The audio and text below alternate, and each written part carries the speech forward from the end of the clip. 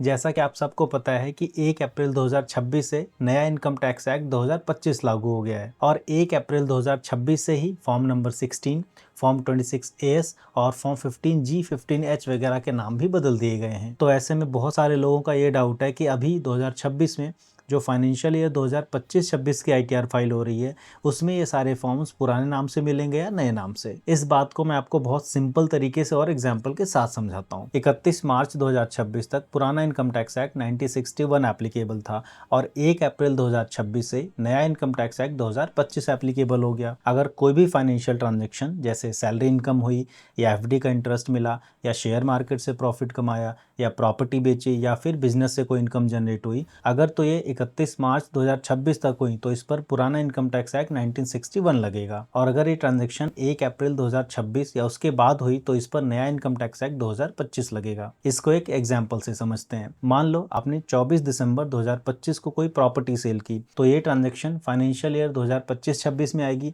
अब भले ही इसकी ITR 2026 में फाइल होगी, फिर भी इस पर पुराना इनकम टैक्स एक्ट 1961 ही लगेगा और फॉर्म 16, फॉर्म 26AS और फॉर्म 15G, 15H वगैरह पुराने नाम से ही मिलेंगे क्योंकि ये ट्रांजैक्शन 2025-26 की है और तब पुराना इनकम टैक्स एक्ट 1961 एप्लीकेबल था। लेकिन अगर यही प्रॉपर्टी आप 15 अप्रैल 2026 को सेल करते हो तो ये ट्रांजैक्शन फाइनेंशियल ईयर 2026-27 में आएगी और इसकी ITR 2027 में फाइल होगी। अब क्योंकि ये ट्रांजैक्शन 2026-27 की है और अब नया इनकम टैक्स एक्ट 2025 एप्लीकेबल है, तो अब फॉर्म 16, 26AS और फॉर्म 15G, 15H वगैरह नए नाम से मिलेंगे। तो अगर मैं एक लाइन में बोलूं तो आपको सिर्फ ट्रांजैक्शन का ईयर देखना है, उसी के हिसाब से आपको पता चल जाएगा कि इनकम टैक्स एक्ट पुराना वाला एप्लीकेबल होगा या नया वाला।